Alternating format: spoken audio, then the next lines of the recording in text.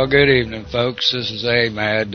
Jeanice isn't around, so I've picked it up, and her guest has still joined us anyways. It's Vinny Eastwood, and I've had him on radio before. He's an awesome guy. He's from down there in New Zealand, and pretty much I think he's the only New Zealand radio broadcaster there is out there. Is that right, Vinny?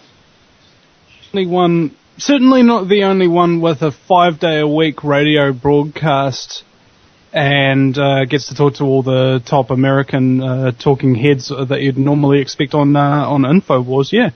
Well, you want to give everybody a rundown of who you are, just in case they don't know who. I know who you are.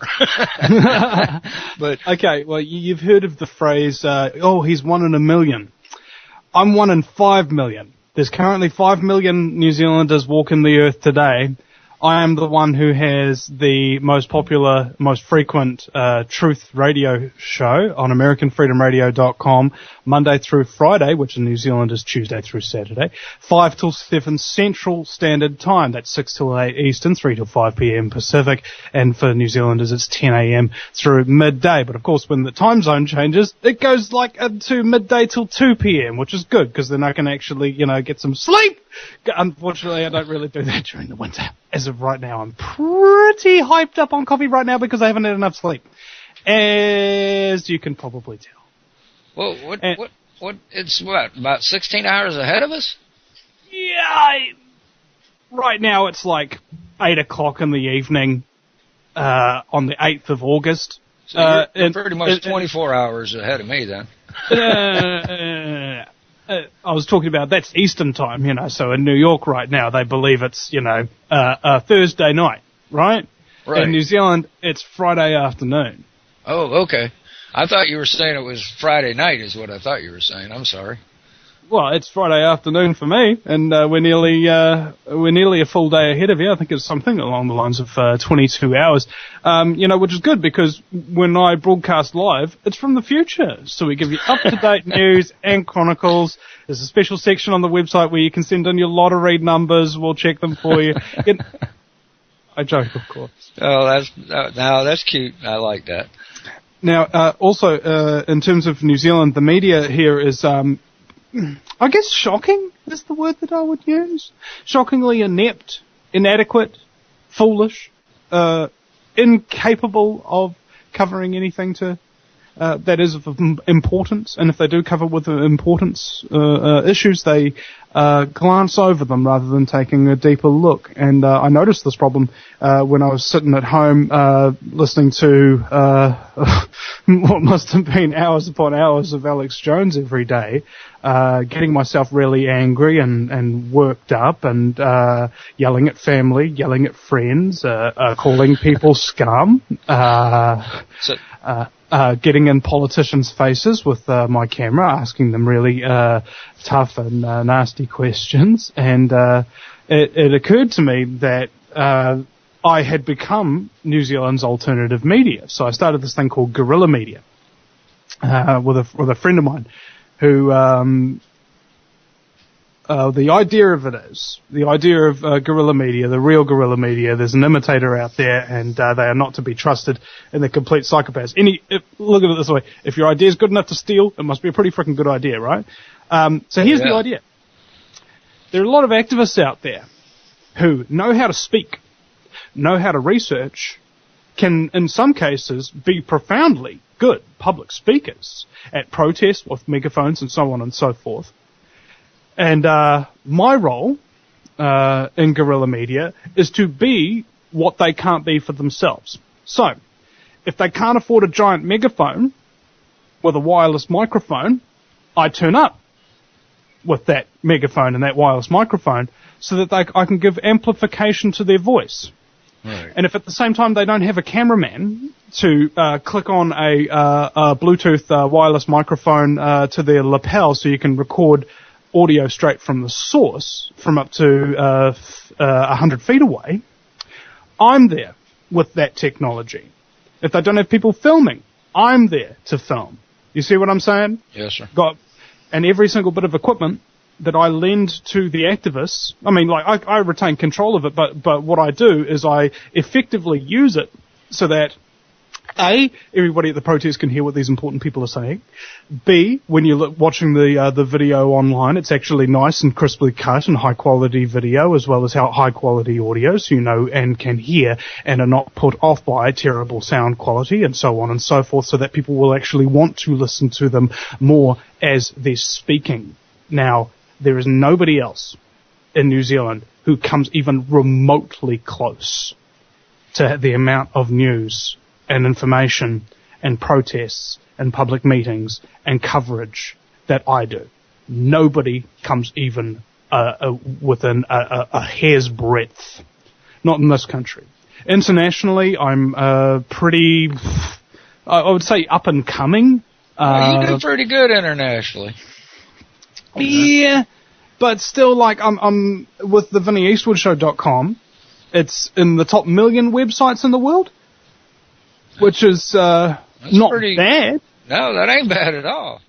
But you have a look at things like DavidIke.com, who's like 1,600. Or you have a look at InfoWars, that is like at, I think they're in the top 100 websites or something like that in America, like top 70 or whatever. That's just massive, gargantuan. So if you have a look at what I've done for New Zealand on the New Zealand perspective alone, sure, I'm doing really well and getting the word out there, publishing hours of video per day. That's no exaggeration there. There's that much video going up on my YouTube channel per day that basically, if you tried to watch everything that I can make in a day, you'd spend a lot of time looking at and listening to me, because that's how much content I produce every day of the week. What's your YouTube channels? It's Mr. News, Guerrilla Media. It's a bit of a long-winded one. I've got to change that. But basically, if you just search Vinny Eastwood on YouTube, it'll come up with my channel, Mr. News, Guerrilla Media. Not that difficult to find. And it's Vinny Eastwood, like Vinny with a Y, because it's the most important question. And Eastwood as in, go ahead, make my news. And I do something very different to what I see the vast, almost entirety of the Truth Movement talk radio show hosts do. I mean, they'll occasionally have a few laughs. They'll occasionally tell a joke or something. They'll occasionally be a little bit silly or play with words. But the bulk of the time, it's extremely serious. So me, like the Joker of the Truth Movement almost, I take the little plan and I turn it on its head. There's got to be some way of balancing this equation between serious and comedy, because I understand that having a few laughs, having nice conversations with people, even if you're not even part of the conversation, can be extremely uplifting for people. And it helps to remind them that they're still alive and that stuff ain't that bad. Even when everything crumbles all around you, if you've still got your sense of humor, you will still retain your sanity. Okay, you have to have a slight sense of humor or a dark sense of humor to be involved in this type of business. See, you need a slight sense of humor, but for me, I need an uproarious consistency sort of sense of humor, if you know what I mean. Yeah.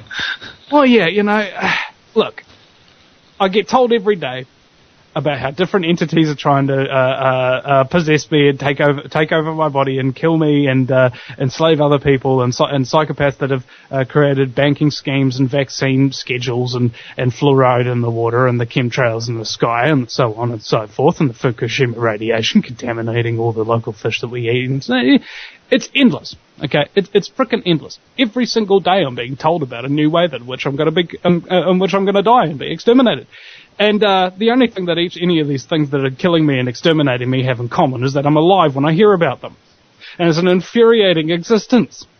And so, if you can, find some levity, you know, like well, I think Arnold Schwarzenegger in The Terminator said it best. Your levity is good. It relieves tension and the fear of death. And I believe this is an important lesson for all people, is that, you know, the most important lesson I've actually ever been taught by anybody is by the editor of this magazine called Natural Medicine, the New Zealand Journal of Natural Medicine. And what the editor, Catherine Smith, who wrote the Cancer Prevention Handbook here in New Zealand, she said to me, you know, Vinny, you can't take yourself too seriously. And you can't take what other people say about you personally. And I was like, wow, this is some really short, concise, and really profound advice. It definitely is. George Norrie, I asked him a question. You know how George Norrie never gets into angry fits of rage? He's never upset. He never insults anybody. Have you noticed that? I don't think I ever heard him insult anybody. You know, he's totally freaking just cool like that. You know, he never gets on anybody's bad list for too long because he just really doesn't do anything bad to anybody. He's retained, despite being the second most popular radio show host in America with 29 to 35 million listeners a night, retains this very down-to-earth, kind quality about him, who can kind of get along with anybody. And I asked him, how do you do that? How do you get to such a level as you have done, based upon the enormous amount of work under your belt, in some cases doing 8 hours of radio today per day for 6 months while he was hosting for Art Bell and also hosting a show in St. Louis. How does he get like that and still retain that, you know, approachability factor? And he says, you have to talk to the people. Everywhere I go, everything that I'm doing is about just talking to the people. If you want to stay in touch with them, if you don't want to say that you're so much better than everybody else and therefore stop showing them any respect, if you don't want to turn into that very monster that you got into this business to slay, you've got to consistently talk to and listen to the people. And this is something that I aspire to be. Somebody like George Norrie, who is that accepting, that capable, and also that so much in control of his own voice and force of verb, is he that he can retain a gargantuan listenership and have enormous amounts of influence, whilst at the same time putting out into, for lack of a better term, a virtually mainstream audience such obscenely, ridiculously underground, whistleblower, alien / crazy as stuff that would otherwise really not get out there. Sounds like my show. Yeah. And this is the situation as radio show hosts that I believe we should attempt to emulate those people who have done far considerably more than us and better than us. Not only try and emulate that in order to learn from it so that we can be the best radio show host or person or whatever the hell your game is. If you're hanging around with people who are lesser than you, you're not going to learn anything off them, are you? They're all going to learn off you. So right. If you start seeking out people who are better than you at everything, and that's every single one of my friends and colleagues that I still maintain in contact with, the reason why I'm still in contact with them is because I believe they're better at me than something. And I don't want to be around people who are just, well, frankly, totally beneath me, you know, who have no value to contribute whatsoever. There's a lot of these people. Negative, backstabbing, energy vampire, you know, borderline archontic entity type stuff. You know, that kind of stuff just doesn't jive with me, man. Full of a lot of people like that. Well, it's because it's one of the power centers, okay? Right. The reason talk radio exists and is so popular is because it's incredibly effective. Simply listening to the sounds of your voice or my voice, words have so much power. And having the ability to shove so many words into an hour bears a responsibility so that your community becomes sweet rather than sour. Very true. Words are very powerful, and That's one thing I myself, when I'm conducting an interview, usually I let the person I'm interviewing speak 95% of the time. Yeah. Occasionally I spill over that 5%.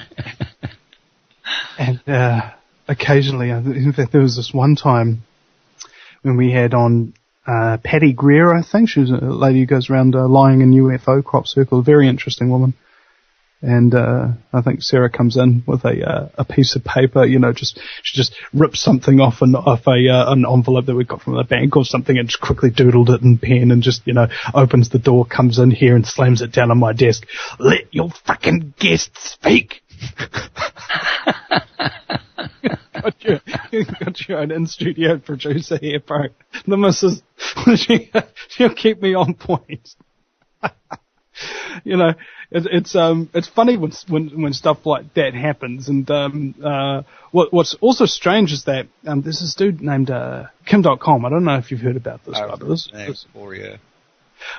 So see, this is one of the interesting things about New Zealand that a lot of Americans don't get. In fact, Americans in general, I think like 1 in 7 has a passport or can locate America on the world map. I forget which. So the geography in the American public is somewhat fuzzy, and this is a result of the many dumbing down principles that the United States government has been operating on for some frickin' time.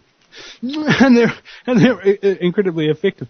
But anyway, Kim.com comes from Germany. He's the guy of megaupload.com. Okay, you can watch movies on there, things like that. People can upload files that are gargantuan onto it. And in fact, what was happening is a whole bunch of really big mainstream bands, including the Black Eyed Peas, were going to sign with Mega Upload, so that instead of selling CDs into a record company and things like that, where you get a 1%, if you're lucky, cut of all the other BS crap that these scum load onto this. The music industry, the music business is not about the music anymore. It's about business. Yeah. And what Kim.com was doing is he was giving these people like a 65% share or more. He threatened to undermine the entire movie industry and the entire music industry by being an entrepreneurial genius. So naturally, the John Key, Prime Minister of New Zealand, who used to work for the Federal Reserve Bank in New York for 2 years as the head of European bond and derivatives, as Merrill Lynch's representative, has shares in Bank of America. See what I'm saying here? Right. 32nd degree Freemason of the Scottish Rite. He comes in and he goes to Hollywood to meet all these studio execs. He comes back after that weekend away.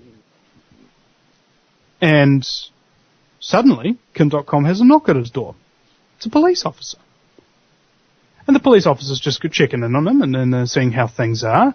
And he's like, oh, come in, this is my house. Shows him everything.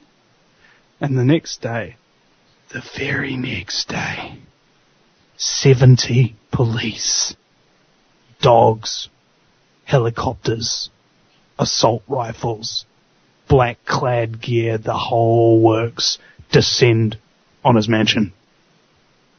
Take him away. There's a 70-page warrant that they use for entry. 70 pages of 70 fraudulent... pages long. Okay, if you're looking at a warrant, you'd be lucky if there's 1 page. Yeah. 1.5 pages for a very, very horrific criminal. 70 pages? These are all allegations. All of them lies. Of fraud, mismanagement, so on and so forth. I don't know the full details. But it's bad. Very bad. Bad enough that no judge would be able to look at the 70-page warrant and go, okay, I'm not going to issue this warrant because there's just not enough evidence. There's just too much evidence to look over. So surely you must, just give him a warrant anyway. And it turns out John Key was even surveilling Kim.com before this raid even happened.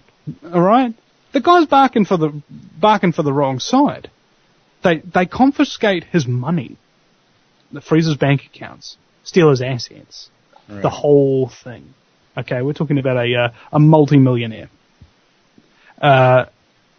And they hold him without justification, saying he's a flight risk. He's not a flight risk. You froze all his money. You can't go anywhere anyways.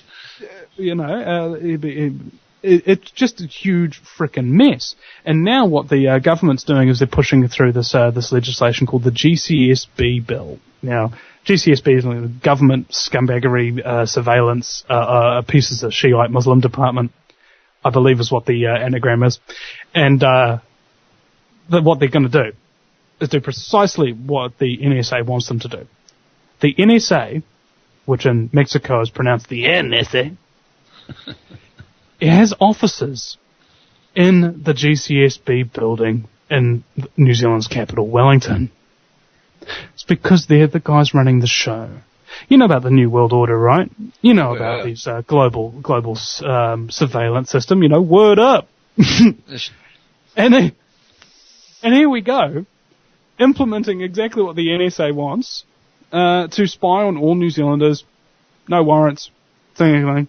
And of course, they'll be the only ones who have access to this, and they already have a similar system in England, which is commonly known as the blackmail network of surveillance. Okay? CIA did it back in the 60s and 70s and things like that, when foreign dignitaries and what have you were visiting New York to go to a UN meeting or something of that nature. They would have safe houses with two-way mirrors and cameras and microphones all hooked up, and they'd have their mind-controlled sex slaves and things like that seduce these people and wind up doing very naughty things with them indeed, and ingesting substances and what have you, so that they could record everything that they were doing and then use it for political blackmail. Blackmail, yeah.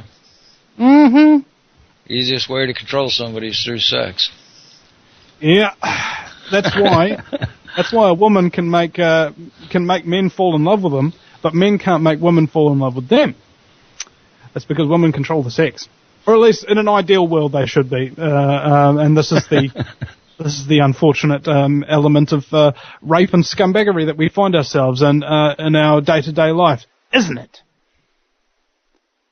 You know, there's a hell of a lot of abuse going down in this entire society. People like Kim.com are just an expression of this entirety of this syndrome. We've got a one world government, one world surveillance system. Just that alone means there's no freedom for anybody to speak out against any form of scumbaggery that goes in conflict with what the alleged people's elected government says. Which means you have no rights, you have no free speech, you got nothing. You won't even be able to raise your kids the way you want. You won't even be able to live where you want. Yeah, you hardly have that right here now. They've taken that pretty much away, raising your kids. Yeah. Raising kids has become very expensive. How much under surveillance is the average person there?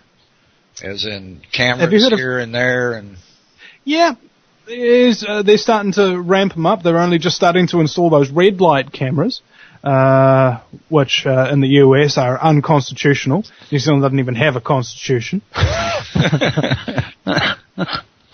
You gotta love that. It's just the frog in the boiling pot sense of the word, you know. It's just ramping up, getting worse and worse and worse every single day. Our traffic officers aren't even sworn officers, bro. You know that? They're not even peace officers? They're not even peace officers. They're just traffic cops, which have about as much authority over you as any average security guard. The problem is they're covered in these things called uniforms that say police on them, so you assume that they actually have the right to arrest you, so you're afraid of them, so that they can start manipulating you stuff and accepting things and intimidate you into taking their frickin' fraudulent parking tickets. God. And then they had a big controversy and said, "Oh my God, no, these are unsworn officers, and people need to know that." Yeah. Unsworn? Yeah, that means they're not there to uphold anything. Yeah, I mean, but ironically, when they're handing out traffic tickets, they do get sworn at, and there's a great article in the paper that says we need to be able to distinguish these sworn from unsworn cops. Now, the sworn officers wear blue. So they say, okay, well, we need to make these unsworn officers less intimidating and less authoritative. So let's give them black uniforms. Man. I got to remember that sworn at one now. That one's got me. I was choking her just a second ago over that one. Right, my bad. And what else is happening now? The police did 2 years. Okay, there's a 2-year investigation on getting different kinds of pants for the police force. All right, like currently, they all have to be dry cleaned. You know, they're that kind of pants. And so they managed to get some new sort of semi-polyester cotton pants that they could machine wash. And it took them 2 years to figure out what kind of pants would be appropriate. Now that is how hard the police service in New Zealand really works. A 2-year, man. Mm-hmm. Now, I don't know how long it takes you to figure out what kind of pants you want to put on in the morning, bro. 2 years might be a bit long, you know. Well, they make the police officers here wear a uniform, and they have to go to a uniform supply shop to get them. You know, I think we need to change the uniform into a unitard, because that means that the person wearing the uniform should be seen as a retard, hence a unitard. Yeah, well, I know here they don't take people who score real high on the test, because they're the ones that'll question the authority, will question their orders. Oh, yeah. So they don't take that top A student. They'd rather have that C or D student, because they're more apt to take orders.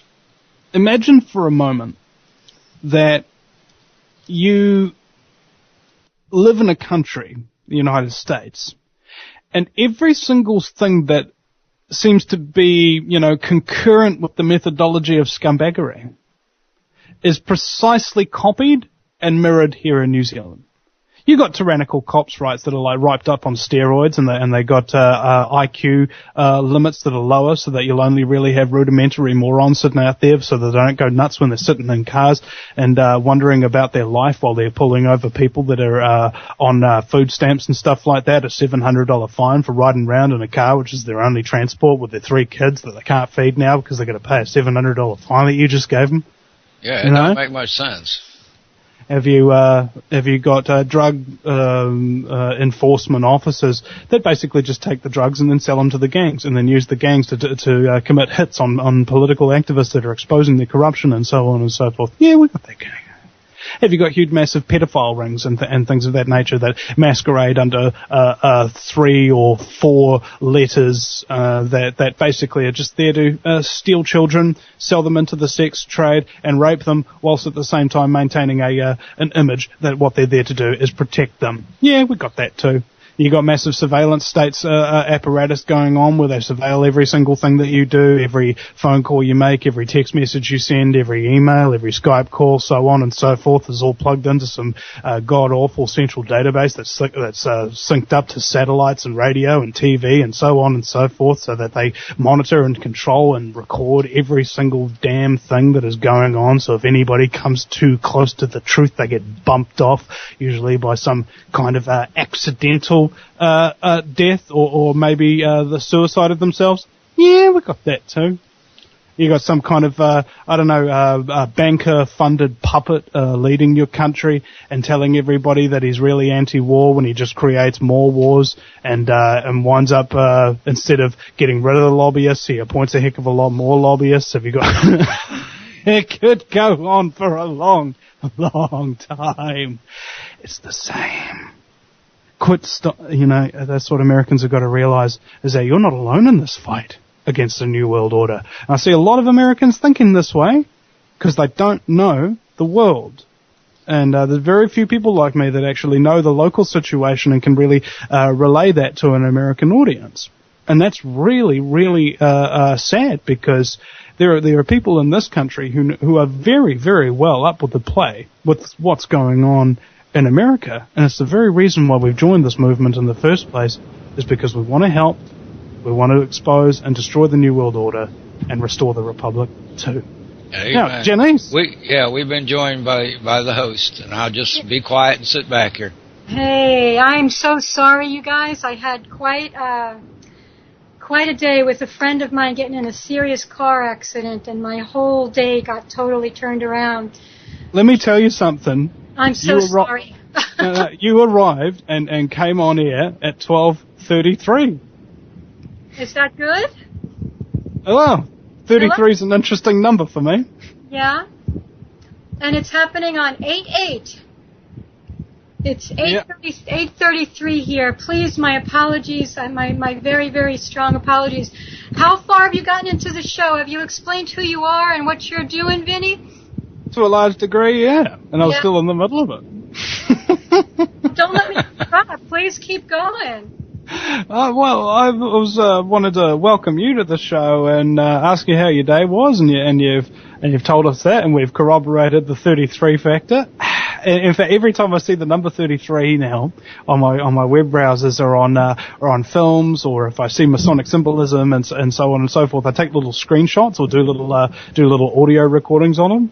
Got a couple from Superman the other day, the new Superman movie, Man of Steel, and guess how long he'd been living on Earth before people started to wonder who he was and came out as Superman. That's right, 33 years.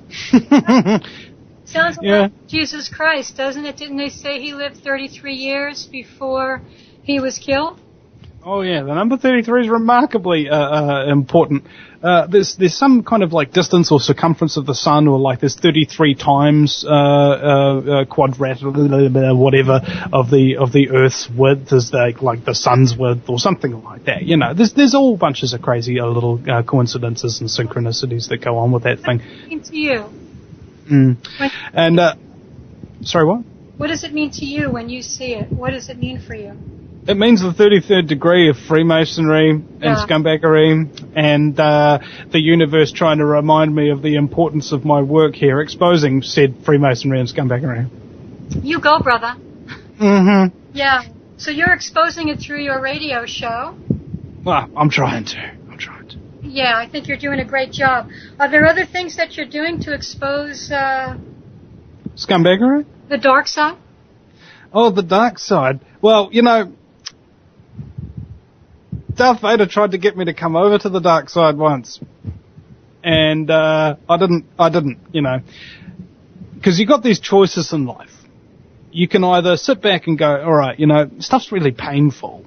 And you go through these traumas, like getting busted by the cops, which completely shatters your perspective of reality, and you suddenly find out that the cops aren't nice, the politicians aren't honest, the employers you have don't actually give a frack about your future, and all the education system only further serves to dumb you down and doesn't teach you critical thinking at all. It just teaches you to be critical of people that can actually still think, despite all being educated.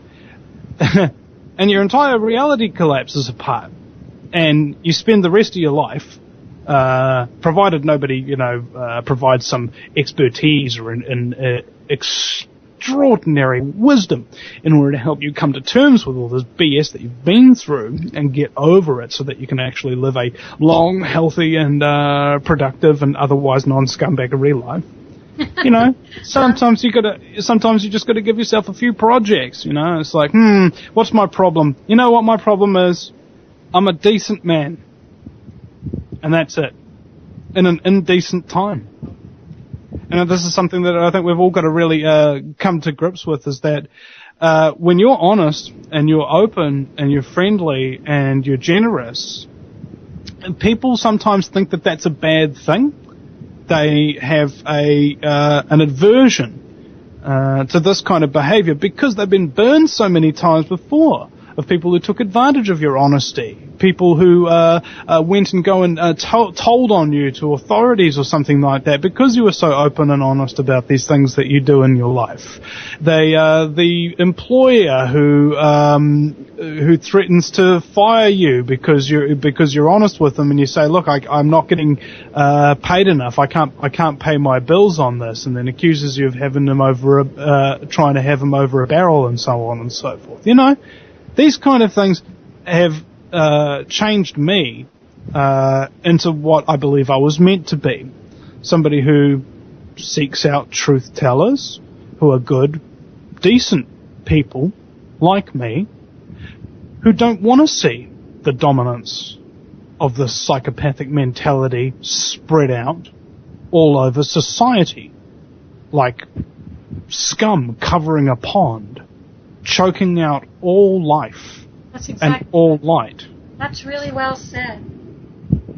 It's pure evil, and those of us who have a capacity still for love, and for kindness and for authenticity and a concern for all of life, we are considered weird, strange, amoral, as if we're a huge threat to the satanic infested reality that we live in. And it is satanically infested. And this is why there's so much suffering and so much deprivation and degradation of life, because evil has gotten the upper hand for a while. Yeah, well, and it tries to tell people that this evil's here to protect you. It's here to hold your hand and protect you from cradle to grave. And people don't realize that it's the hand you hold that is the hand that holds you down. It deprives you of your ability to create your own reality by having somebody else protect you from it. Okay? That's the problem that we have here, is we've become weak. We've become dependent. These are not things that we are doing that are evil, but that we are doing them because evil things are being done to us. We become afraid and respectful of authority.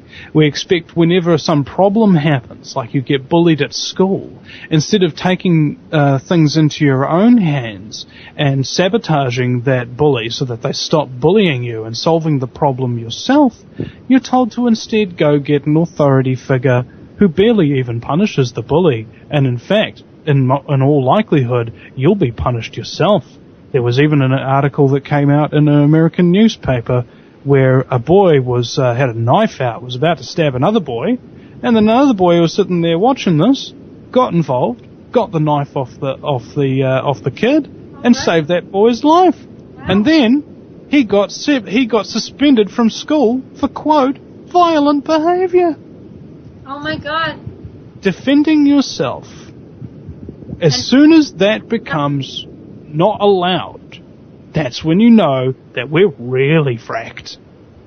Well, that's happening big time in the United States, with our government making a plan to take people's guns, people who are, I guess, generally peaceful. They're not the ones who are criminals. It's the people in government who are criminals, and the people who work for the people in government who are the, psychopathic murderers running around the globe, destroying other people's property and destroying other people's children and poisoning the land. The U.S. government is so dark at this point. There is no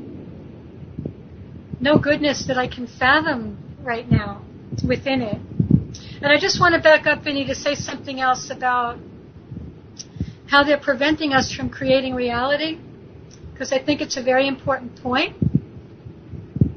One of the things that they do is they blast images at us all the time.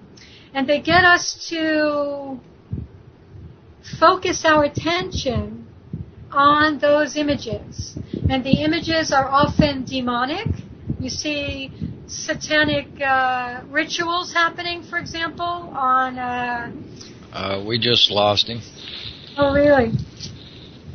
Well, let me finish my point. Hopefully, can you get him back? I'll try. Right. So the point being, we have satanic rituals happening at the Super Bowl, at the Olympics, the opening ceremony of the Olympics, and every time our attention is on these demonic images or on these satanic rituals, we are contributing to that kind of evil emerging in our world, because our power is immense in terms of creating reality. And our power is often connected to images. What are you doing over there, Vinny? You creating a video as we talk?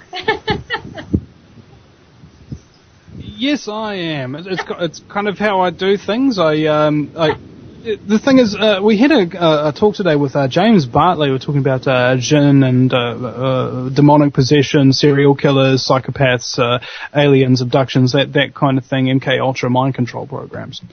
And what was interesting is he was saying that even if the problems that we were having on our radio show today were natural problems, there are such enormous amounts of technical issues that take place when we talk about these things that we do. And that's why I always have like 3 backups. So right now I've got my webcam and Skype being recorded, as well as your webcam when you turn it on. And I have a tripod with a HD camera behind the computer screen, so it captures me and the LCD display screen that I have behind me with your video and the network. As well as in the other room, I have a computer recording the live stream directly off freedomslips.com. So I have a backup of a backup of a backup. That way, if there's any video malfunctions or any audio malfunctions, I have 2 backups for those particular instances. And it happens quite often. You've got to be prepared because this happens to a lot of people who come out and do lectures, allegedly, about these kind of topics where there'll be unexplained camera malfunctions, and they'll have done this whole presentation and it'll just be like all for nothing. That kind of thing can be a real pain, and so that's why you've got to be prepared. You've got to be techno savvy in this game, and keep things backed up by yourself, because very few radio show hosts record their own show themselves and publish their own archives themselves directly after the radio show finishes, and that's what I do. And I've been doing it for years. I haven't need anybody else's archives at all. I wish I knew how to turn a conversation like this into a video. I'm limited that way. Like even if I had the technology, I wouldn't know how to use it. Like somebody has to teach me. I can teach somebody to do everything that I do in a day, and have them be able to remember it easily enough to keep continuously doing it. And to be my teacher? Well, this is what I hope to be able to do one day soon, is actually do sort of Vinny Eastwood tutorials. The difficulty is I'm using a Mac, and Macs have been made to be workhorses, and there are certain programs for Mac that you can't get on, say, a PC. Yeah.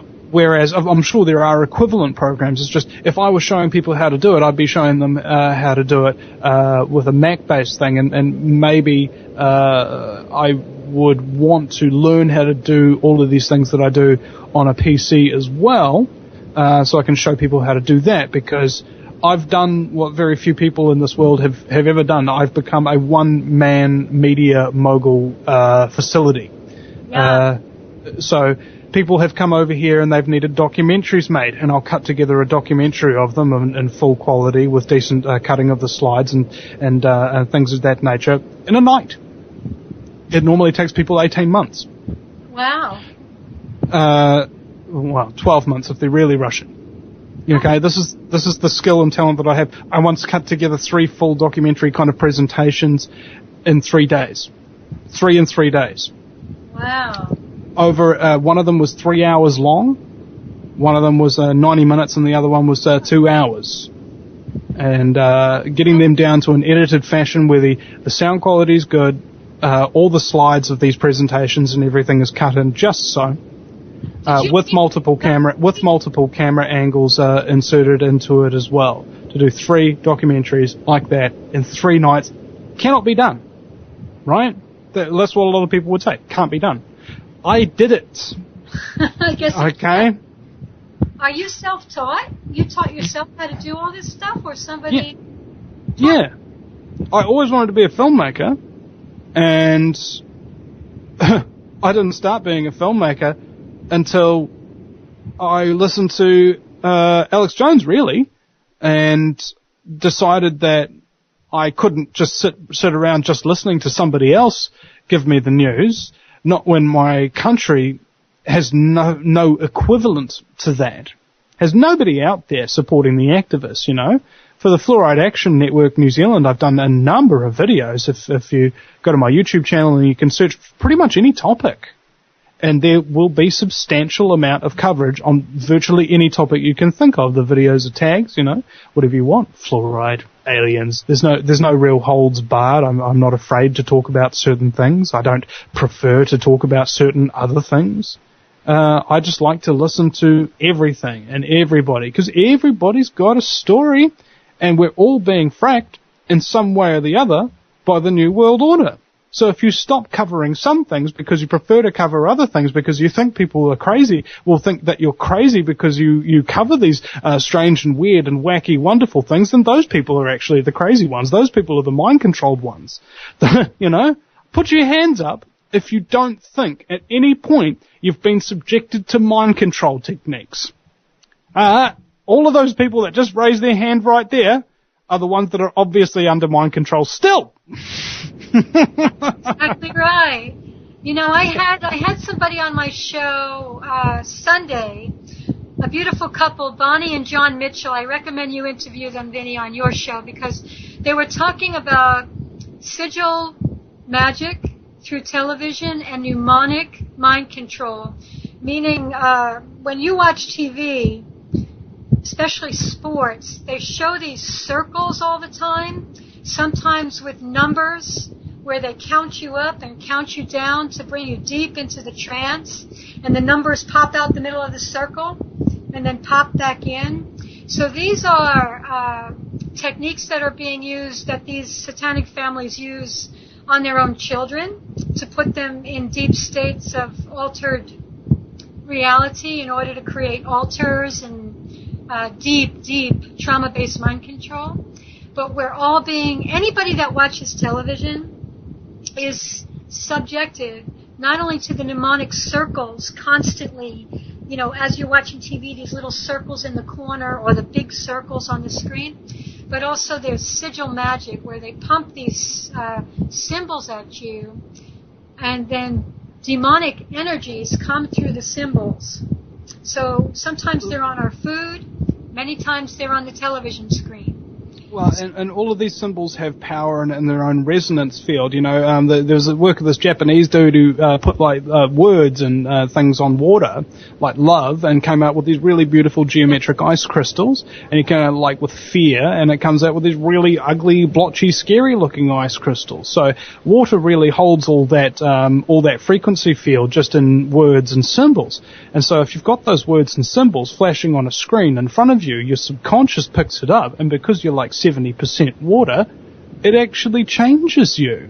Yeah. And when I watch films, I'm not entertaining myself. When I watch news, I'm not listening to the news. Okay? When I'm doing these things, I'm analyzing enemy communications. Right on. Okay? Yes. And I take screenshots of these things that I see. I see a Masonic floor, black and white tiles, screenshot, name of the film, go on to the next thing. Ooh, do I see a pyramid all-seeing eye in the background in that picture there behind the guy? Screenshot. It goes in I've got a whole folder now of screenshots from mainstream US films loaded with Masonic symbolism. Now, Frater X from the Middle Chamber has been in, I think, 9 different occult orders. He has achieved really great heights in the circles, to the point where a lot of scumbags, lower level Masons and so on and so forth, have to be subservient to him. He's been down into these old libraries that nobody's been into, nobody's looked at these books for 150, 200 years. These old musty tomes like you're in a Raiders of the Lost Ark kind of movie. He's actually been down there in these places and looked at this old, dark, occulted mysticism that these people and all of their secret societies were based upon. And what he told me is that the reason why Hollywood is so saturated with this symbolism is because it's absolutely 100% a deliberate effort by the secret societies to prepare people subliminally for a Masonic revolution, for a new world order, one where they'll come to worship these sigils that they previously never even noticed that they existed. You know, and you stress that a Masonic reality is a Luciferian reality. Yeah. People need to get this. It's a demonic energy that we are working, that is working against us. Because I'm not working with it, okay? But it's working against us, and it's got most of the population in its grips. So the more of us that are talking about it, the better. And I wonder, Vinny, do you write books? Because putting all those images that you've gathered in a book, to leave that for future generations, you know, because we need to conquer. And one way to make sure this never happens again is to keep a record of how they... Well, this is why everything that I say on radio and everything that I do on video is recorded, put it on a hard drive somewhere, as well as uploaded in several different places online where people can get at it. Okay, and what I want to do is make a movie, a documentary of this, because you know what it reminds me of is Loose Change. No, Hidden Empires. Frack, I forget which documentary it was that Jason Burmis made. I want to give you a heads up. We're going to have to go to break in a minute, so just preface anything you're going to say with that in mind, okay? Go ahead. Okay, preface everything you're going to say with the 1 minute to spare. Okay. Essentially, when the word New World Order is repeated to you 1,000 times, okay, repeated to you 1,000 times, all of these different clips and things like that you got in there, boom, suddenly it's reality to you. I want to make a documentary where I put 1,000 pieces of Masonic imagery in front of your eyes inside of an hour and a half that you will be unbelievably convinced that it is deliberate, that they're putting this Masonic symbolism in every single movie you've probably ever seen. And we're going to talk about more of that after the break. What's that? That was really well done. So I really think you should do it, because in addition to YouTube, where else do you post your videos?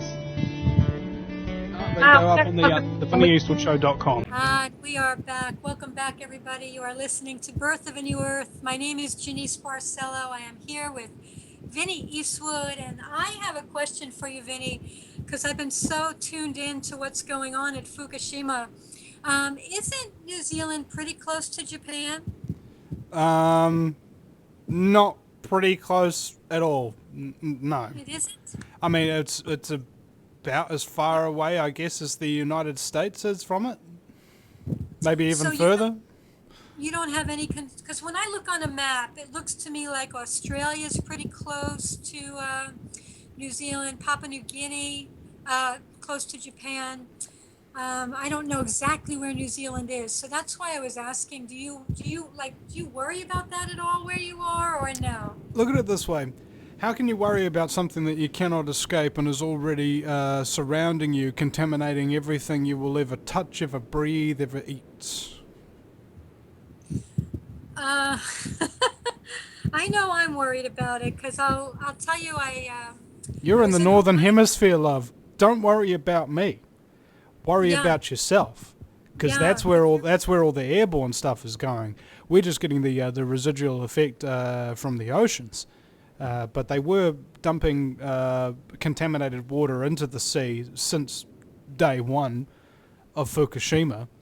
And when I first saw the reports of the radiation spikes that were coming off of San Francisco and the California coastline, the amount of birth terminations and so on and so forth that happened on immediately after Fukushima. The reports coming out of the planes coming from Japan setting off radiation alarms, air crews getting sick, this kind of thing. You see these satellite images of the trade winds blowing all those plutonium particles and things of that nature all around the northern hemisphere, and it just occurs to me the northern hemisphere is wiped out.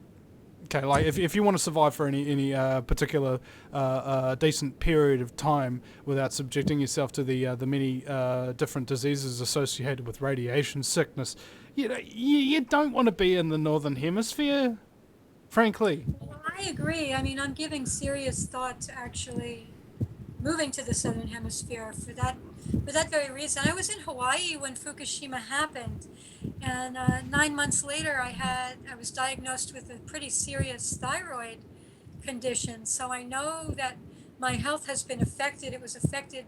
I was only there for 2 months, and then I left and came to New York.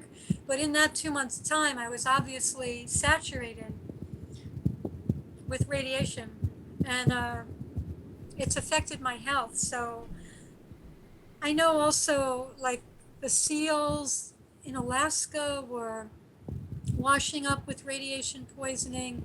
The birth defect rate in the state of Washington, which is on the West Coast, has gone up 800%.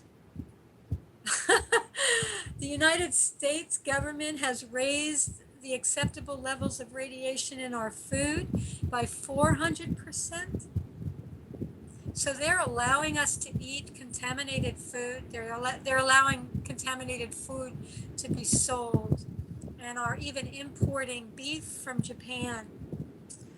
So there's some real attempt, I think, to kill us, for lack of a better way to say it, to genetically mutate us.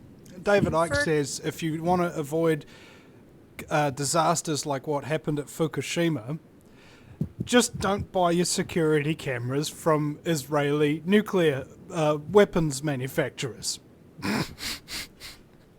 Did you hear about that?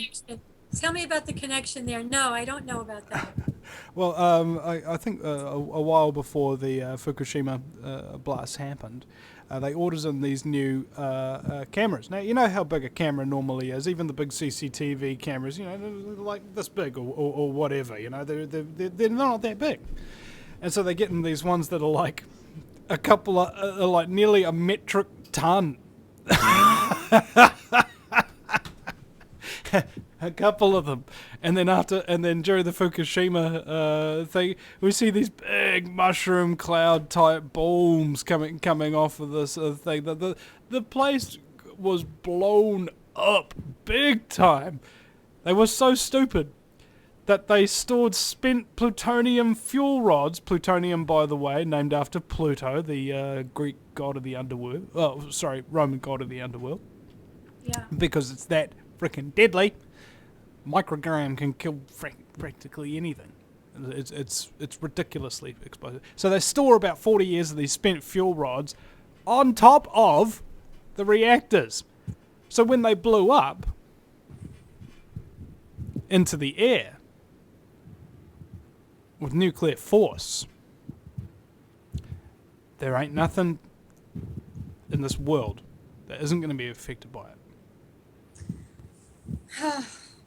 It's overwhelming to me, and I don't know what it's going to take for us to be able to neutralize. I do believe we can neutralize it with consciousness, but that we're so genetically altered that we don't have our resources about us or our potential, in full operation that would allow us to successfully neutralize it. So it's been really, really up in my mind about what's happening at Fukushima, and more information keeps coming out about what's still going on there, So I just thought I'd ask you, but I guess if you're in the southern hemisphere, you guys don't worry about it too much. No, I'm plenty worried about it. I haven't had kids yet, and it's,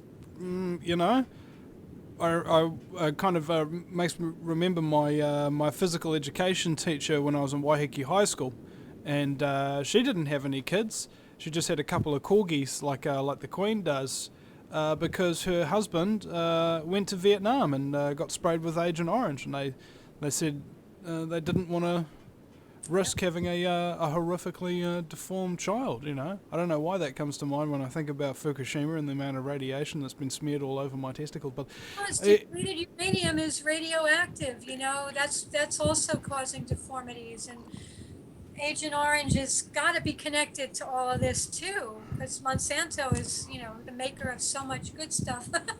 Okay, well, let me just lay down a scenario. This is the world. Okay. I had a comment made the other day about ignorance and how they like to put their ignorance on display for people, because that way people in our community will actually send you videos, links, articles, etc., for which you can relieve yourself of your ignorance through a little bit of further study. And that's why he likes to chat with people like me and on my Facebook, right? And I said to him, well, you can still retain your ignorance whilst being mostly correct by making two very simple assumptions. If it comes from an official source, whatever it's saying that it's there to do, whatever it's saying that its intentions are, they are most likely the direct opposite. That's right. They're lying. All right. So that's assumption number one. Uh-huh. Assumption number two. Assume that anything you cannot make at home by yourself is a soft kill bioweapon. Soft kill maybe. Direct kill, you know, when you look at radiation or vaccines too. I mean, babies are dying in droves from the vaccines. These are biological weapons, without a doubt. And okay, so in a world surrounded by liars that ply you with biological weapons constantly, what options have you got left?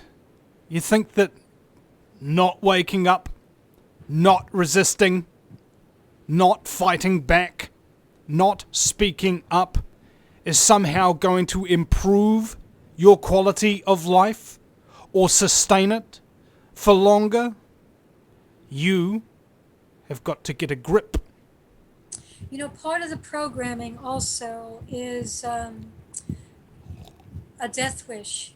You know, it's like slow suicide that most people are... Slower-side. Huh? Slower-side. Slow-side, that's a good way to say it. The slower side of suicide. Yeah. Which goes well with the lighter side of genocide.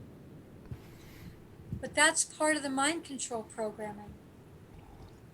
And frankly, you know, we can't blame people for wanting to check out of this reality. But the thing is, and I'm almost convinced of this, that death does not guarantee an escape from the satanic matrix.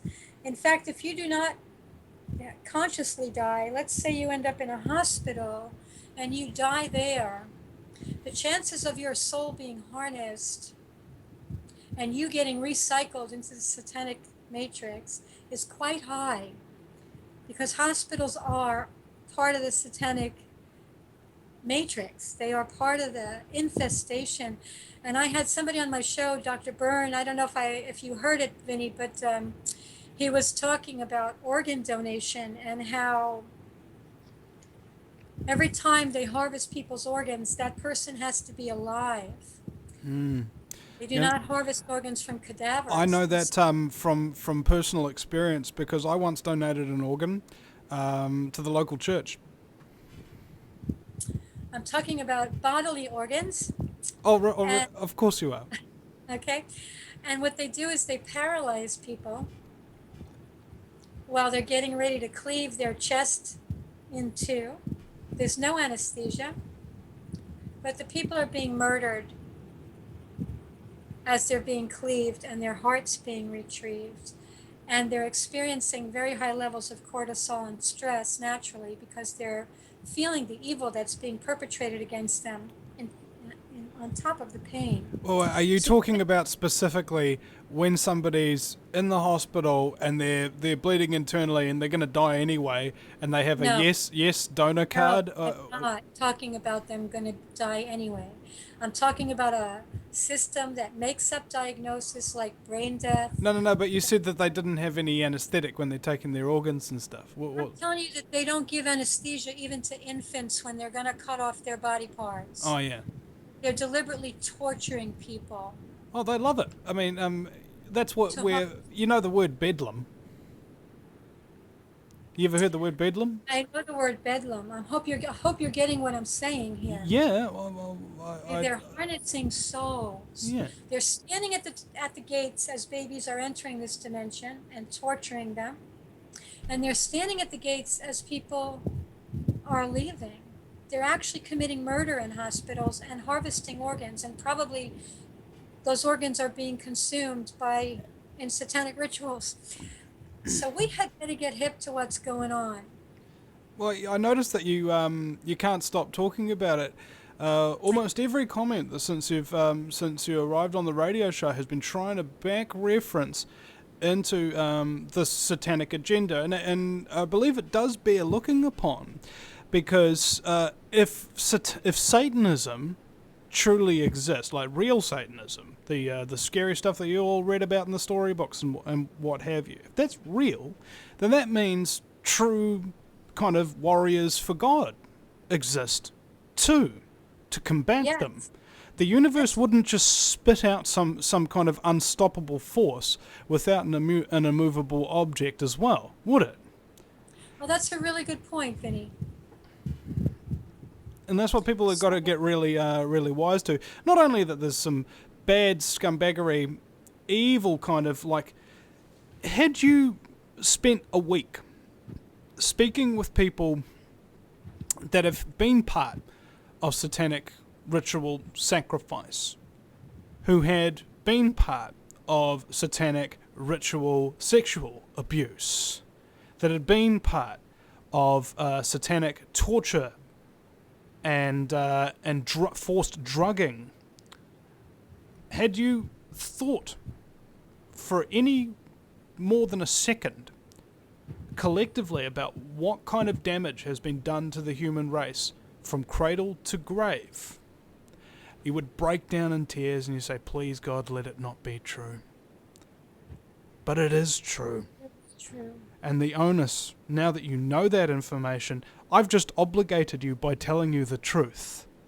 If you don't take up the mantle and fight against this form of eclectic scumbaggery, as I have, then you are abdicating your personal responsibility to the safety of the human race. And God help and you. the entire and all of life, not just the human race. These people are very pleased when they can destroy what the Creator created. That includes humans, but is not limited to humans. It expands to all of life. And I posted an article on my blog yesterday about the connections between Sandy Hook and the Church of Satan. Do you know the Sandy Hook event that took place here in the United States? did you know that there was a movie made in 2001 called The Sandy Hook Lingerie Massacre? Yes, I have it on my blog. I actually posted about that. Because they're always telling us, even in the Batman movie, okay, they pointed on a map to Sandy Hook. Did you see that? I watched that Batman movie last night, but it wasn't a terribly high quality version, so I couldn't see quite Sandy Hook on the map there. But that was the third one. And if you're gonna watch Batman, watch the second in the Christopher Nolan Dark Knight trilogy called The Dark Knight, the one with the Joker in it. And there are a lot of messages in there for truthers, I think. That movie really, really spoke to me, because the Dark Knight is a symbol. He's not a man, he's a symbol. And what does this symbol mean? This symbol means you can live outside what society deems as normal. This symbol means that you can operate outside the controls of the current system, so that you can inflict justice upon the wicked to protect the innocent, while maintaining your anonymity so that the people you love don't get retribution by the people you hate. That's what the Dark Knight actually truly stands for. And a lot of people, I'm not sure if they really get this whole idea of the Caped Crusader, because also that anonymity, that lack of responsibility in the public face, grants you to do certain things. use deception, fear. It allows you to make a choice that nobody else can make, even though people will hate you for it, so long as you believe that they actually really need it, you know? And it reminds me of many times that I've been out at protests and talked about the New World Order through the megaphone, and had people come up to me and tell me to stop talking about that. Is that right? Yeah.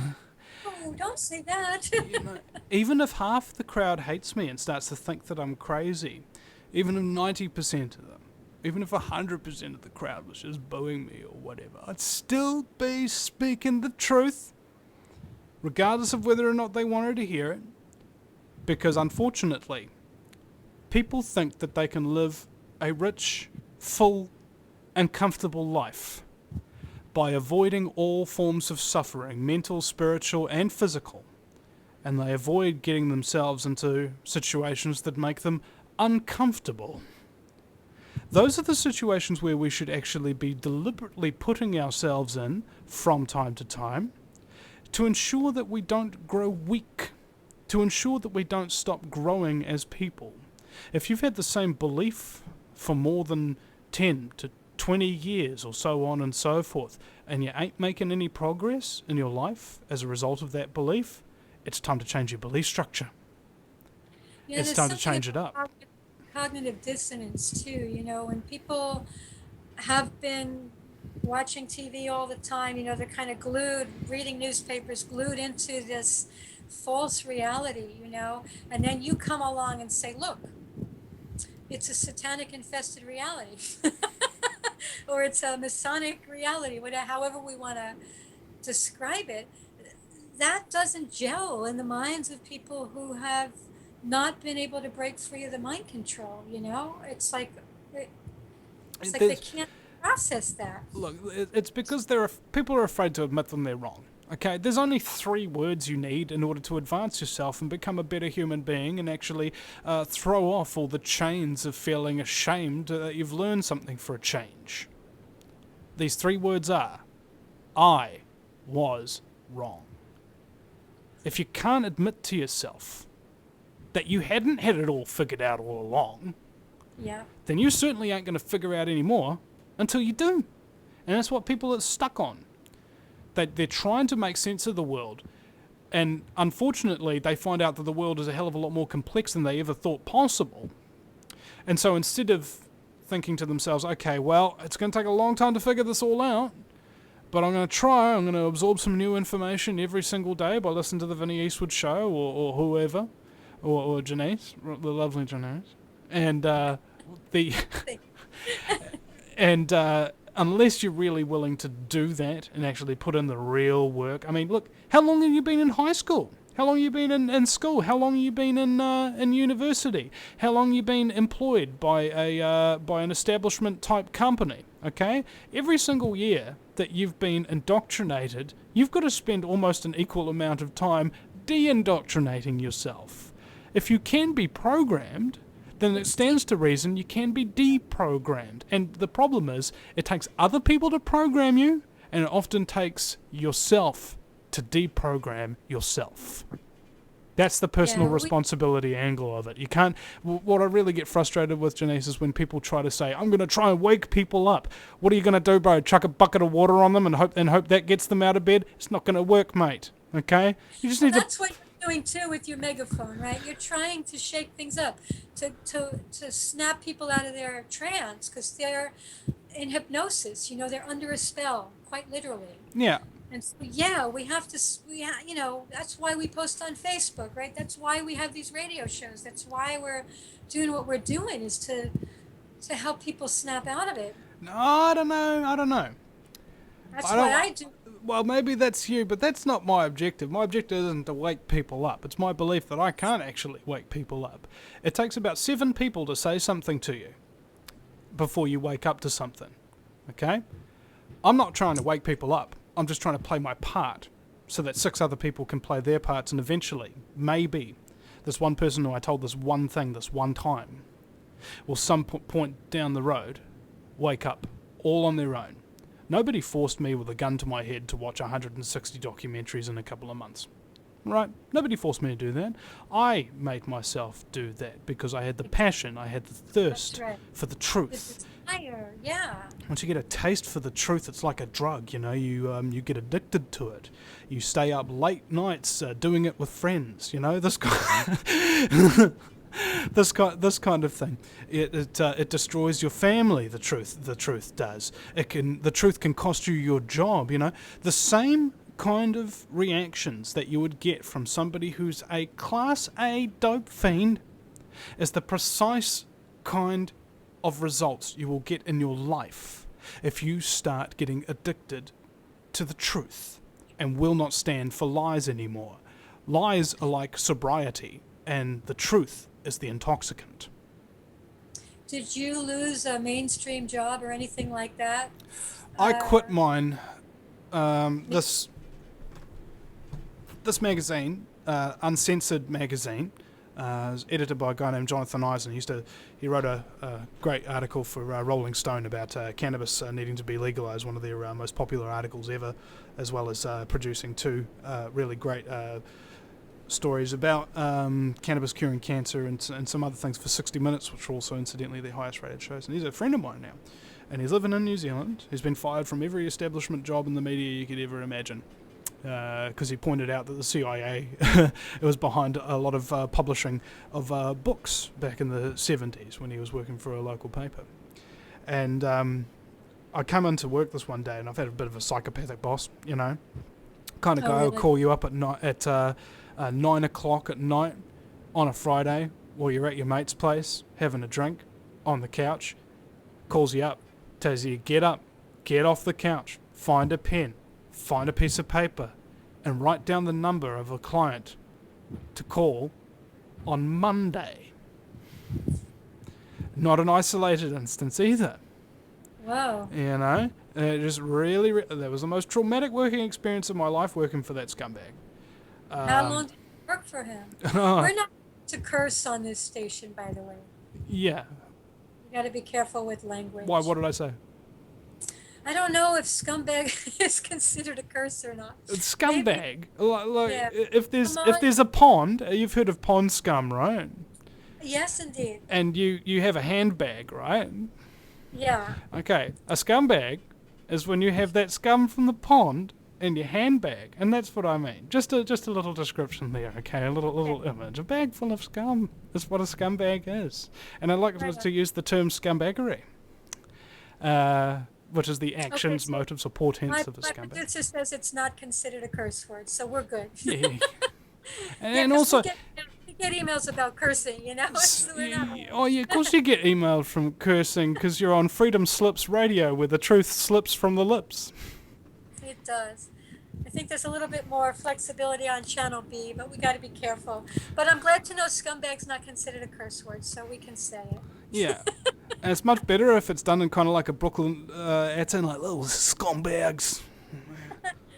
Sorry to get distracted. What were you saying? I have no idea. I mean, completely off base, you know? You know, these are the kind of things. I'm on a roll here, yo. I was on a roll. Eh? You twisted my roll like a Tootsie Roll, like a turkey twizzler. God, I'm sorry, brother. Well, let's talk about scumbaggery for a moment here, because when I get elected as king of the world, there will only be two acts that I will pass into legislation. Of course, under urgency by veto and executive order. You know, just to maintain consistency, and everybody will be comfortable with the state of things normally are.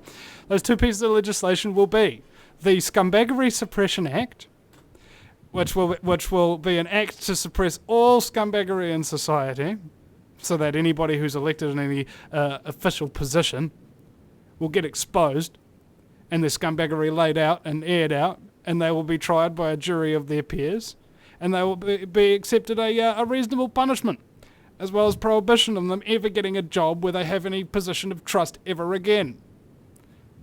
That would be the suppression of scumbaggery.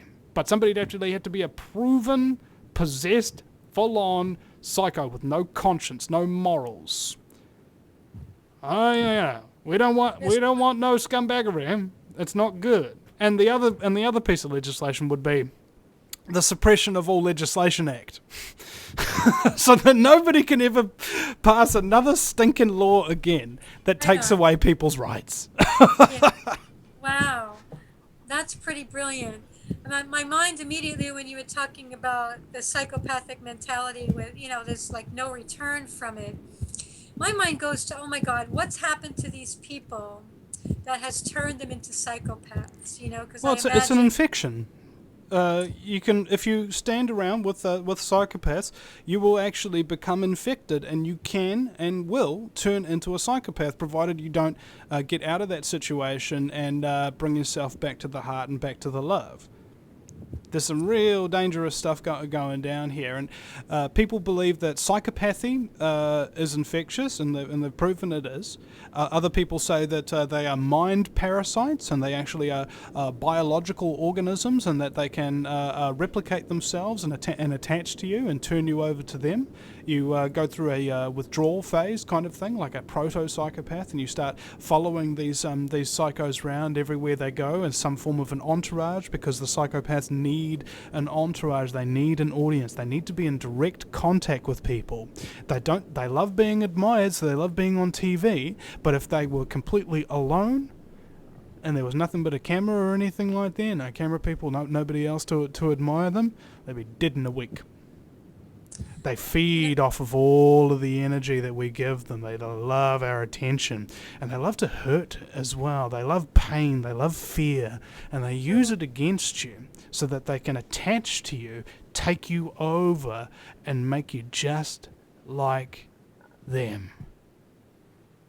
See, the thing is, I've known a few psychopaths. I've even dated. I think two of the men in my life were actually psychopaths.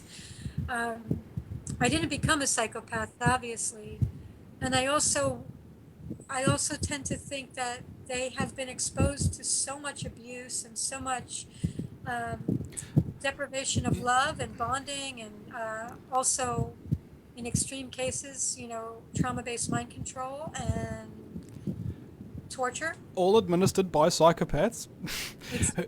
And that's what they do. They get sadistic. They hurt you, and then when they hurt you, they make you afraid, and then you start to open up to them. If you're not afraid, if you're full of love, warmth, light, forgiveness, they can't frickin' touch you.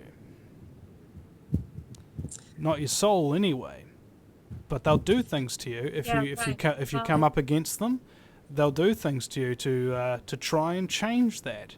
There's a lot of psychic attack, apparently, along people who recognise what it is that they're dealing with. These kind of very inhuman people who, in fact, I was just interviewing a guy today on the show. There was this young boy who became pen pals with a number of different psychopathic serial killers. And one of them started to psychically attack him at night in his dreams, hurting him, strangling him, trying to rape him in his dreams. Yeah. There's something really, really big going on here. It's part physical, it's part dimensional, and it's part consciousness. It's a full spectrum dominance attack. All the television that we're watching, all the pornography, all it is doing is creating a low vibrational bubble here, and we're all living inside this bubble that is devoid of nutrients, is devoid of souls, devoid of anything good, so that people stop resisting the bad things, because it's all they've ever known. That's right. It becomes normalized. Now, there's nothing worse than that. And what I really get frustrated with is people who use the term necessary evil. Oh, we've got to do this with the people. It's for their own good. It's a necessary evil. I got news for you, buddy boy. Two evils. I got news for you, buddy boy. Evil isn't necessary.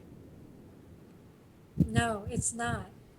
And it's not, it's not at all beneficial. And I just want to tell a brief story about what's going on in my world. There's some guy that's been hanging around sitting in front of my house with the car, sitting across the street, sitting around on another block with a camera in his hand. And I went up to the window. I'm like, "What are you doing? Who are you?" He says, "Oh, I'm working for the police. I'm a detective." Do you know that the police won't do anything about this guy?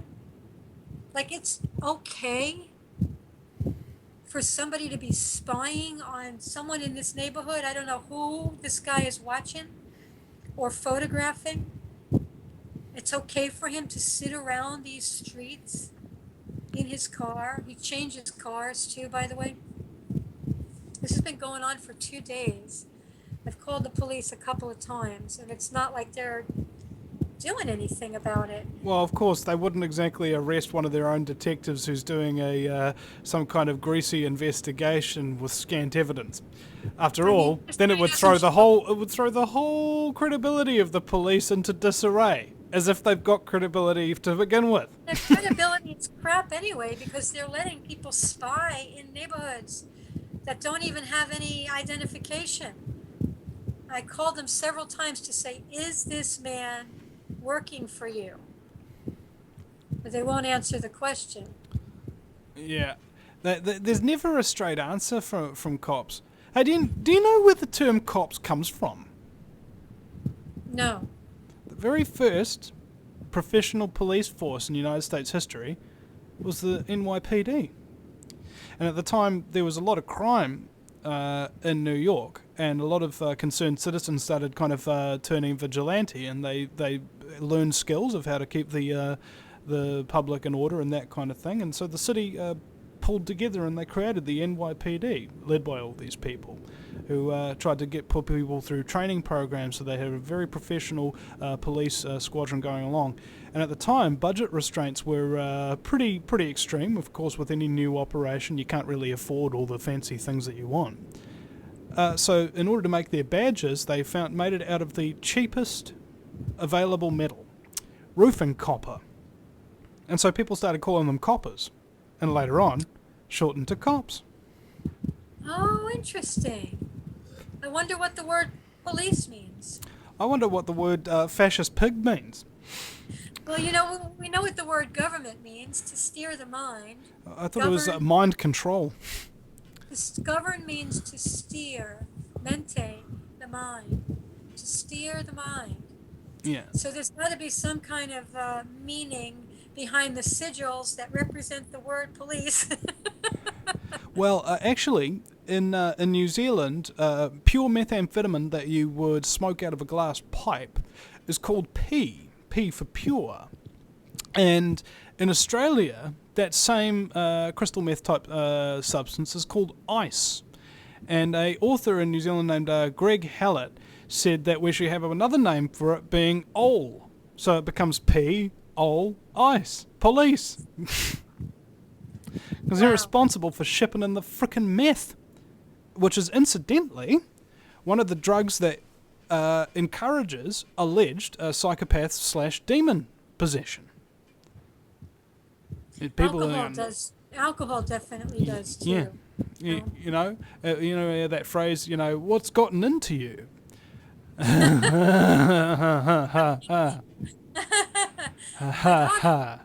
You've changed in just the last hour. It's like you're possessed. Yeah. I think all of the drugs, including the pharmaceutical drugs, actually open our field to allow other entities in. You know. You see, I'm kind of a flamboyant kind of person, so if I get possessed, I'll at least do it with pizzazz. Yes. How will you look, Vinny, if you were possessed? I would have very, very sunken eyes, and wide, bulging eyes, like I haven't slept in like a month. Incidentally, do you know what the best part about a meth addiction is? You don't sleep. Well, there's only 12 more sleeps till Christmas. I don't get it. That's because that's how many times they'll actually get to sleep from now until Christmas. Yeah. You don't get it. Definitely. As a young person, I actually experimented with a lot of amphetamines, you know. but my drug of preference at that time was definitely tranquilizers. They say how we're born, the drugs that are used when we're born influence the kind of drugs that we choose to experiment with as adults. And even people commit suicide in ways with drugs that are similar to what was used when they were born. Yeah.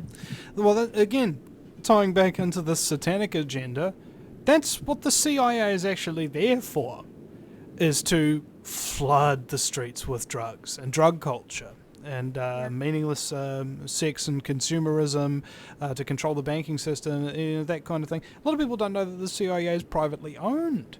And these kind of things that are happening on the streets with those despondent people that are a result of the society that's being created to shut them out. All of the creative, good, loving, caring people get so little positive reinforcement for being good, for being loving, to being caring, that they don't love, they don't care, and they're no longer good, and they can't come back from it.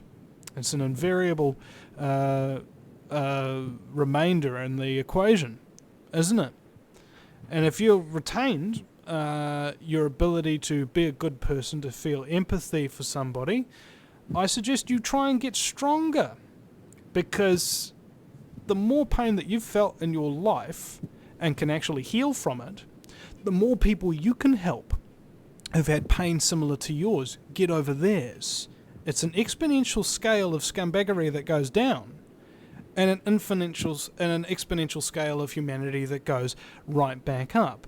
The difference being, when you're coming down, you forget that you're not made of glass, that you can take a few hits and get back up, and that if you're self-reliant, despair is very rare indeed. And the darkness that surrounds you thrives on your despair. They love to see you miserable. They love to see you despondent. They love to see you call people conspiracy theorists and laugh at them when they're trying to tell you the truth that might save your very life. That's right. There's a very, very sad reality that we have to deal with, and I think most people Really, are prepared. I think people are prepared. We should be pissed off about it, that we have to deal with this. Well, the drugs are also how they mind control us. The drugs create confusion and delusion and illusion. That's part of what keeps us believing in this fake reality, as if it has any substance whatsoever. It doesn't.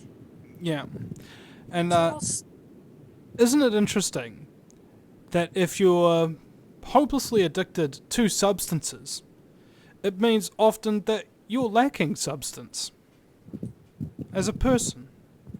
See, the thing about substances, Vinny, I really think, is that people are seeking to create sensations, let's say through crack or the drug ecstasy, for example, sensations that we should be able to experience naturally. Our brain should be producing oxytocin at large rates so that we could experience well-being. That's just one example.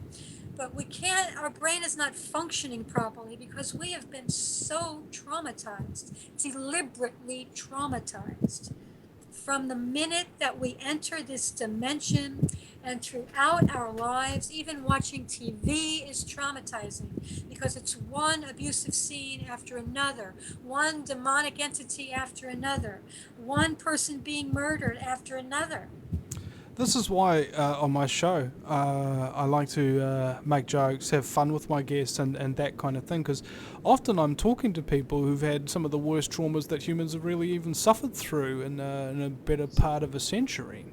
And for them to come on and laugh and be playful and really open up and share themselves, in a place where of a professional nature you wouldn't feel comfortable sharing certain things, whereas I completely accept everybody for who they are and take what they're saying to me as their genuine truth, unless of course they're mistaken about something, in which case I'll correct them or whatever. But there's no fighting, there's no yelling and screaming at each other or confrontation or BS.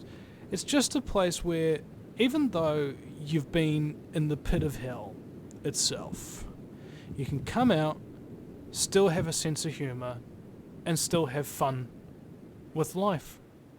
And that's the goal here, because I think people like yourself have been really hurt and damaged, and it does help to just laugh about some of these horrific things, even if the joke's not funny.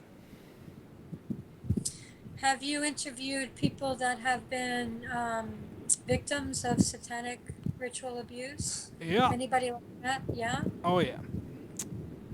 Well, in fact, in a broader sense, aren't we all victims of satanic ritual abuse? That's true. But so the kids that are born into those families are really. I did actually speak with a woman not too long ago who had this very thing happened to her. She was born in India, then sold into sex slavery in the United States, and they took her kids off her ritualistically and sexually abused her and the kids. Frequently talk with a couple of activists here in New Zealand who are exposing the child, youth, and family services, pedophile rings, and meth dealing, and that kind of thing going on. So yeah, I'd say I'd spoken to more than most in terms of people that have been victims to this kind of thing, because I'm the kind of person that you can really open up to, like really, really open up to, and I won't judge you for it, as long as you're being honest and genuine.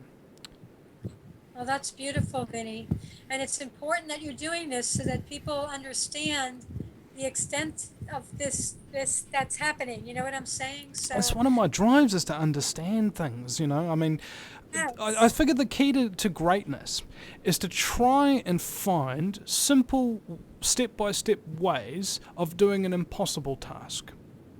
My impossible task is to understand everything that goes on Earth, inside, and with people. Be able to understand it. That's what my impossible dream is, so that when people come to me with any kind of problem, whether or not they're suffering trauma, whether or not they have a great difficulty finding their way in the world of what they want to do, I can look back on my own experience and the countless hundreds, maybe even 1,000 plus at this particular point in time, and be able to draw on an enormous base of knowledge and testimony from all over the world in virtually all spectrums of discourse. This is what I've already done, but I don't know 100% yet whether I understand it all, and I'm still on my way trying to figure out how to understand people and also how to use those understandings so that I can heal those people. Do you mind asking how old you are, Vinny? 28. 28. And how long have you had your show? 3 years. Oh, right on. And before that, you were part of the mainstream, or you were... Before that, I was a radio host, co-host for 6 months. Before that, I was on the street for 3 years with a camera. Girlfriend was basically paying for everything, picking up the rent, and I was doing a few dance party videos on the weekends and things like that, just to make a few dollars to make ends meet. And before that, I quit my job as a salesperson.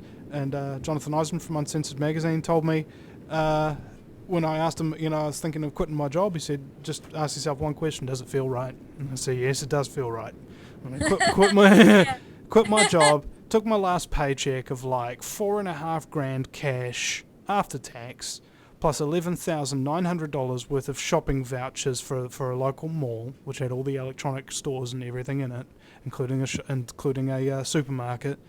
And I lived off that for a year or so, and started going out to public meetings and protests and getting everything covered. And YouTube gave me a bigger channel. I got to upload videos of unlimited length. I got to get offered, radio shows and things like that. And I get to talk to pretty much anybody I want about any topic I could ever possibly imagine, and be right in the center of it all with the best people alive today. And how do you sustain yourself? Do you sustain yourself solely through donations? Pretty much, yeah. I mean, I've had some difficulty with advertising and business stuff. This is not my area of expertise. My area of expertise is going out and making sure that things get covered. So if anybody wants to ensure that that keeps happening, that there is a platform for people of all spectrums of discourse to be recorded and put up online for them in decent quality and so on and so forth, then please go to the VinnyEastwoodShow.com and click donate, or preferably make an automatic payment, like a monthly automatic payment of $5 or $1, whatever you can spare. I got one person who's giving me $100 a month on automatic payment. Another person who's given me $50. And my goal is to have 500 people, roughly, at $5 a month. That way I'll have expendable income, because there is a lot of equipment that needs to be bought in order to compete toe-to-toe. I'm already beating the mainstream media on YouTube, but I also want to have the ability to broadcast on television and be able to actually steal their audience right on primetime spots, so I can destroy their media apparatus. As I destroy it and steal their audience, their share prices will be going down while mine will be going up.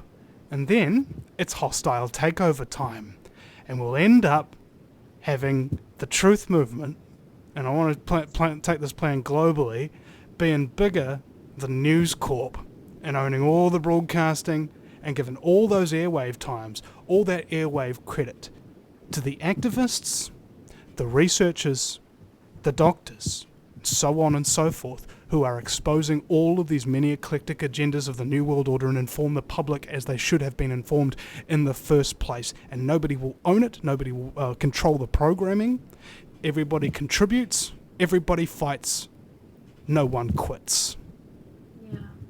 David Icke's also creating the People's Voice, so we're going to have some heavy-hitting main news and TV shows and radio shows coming out.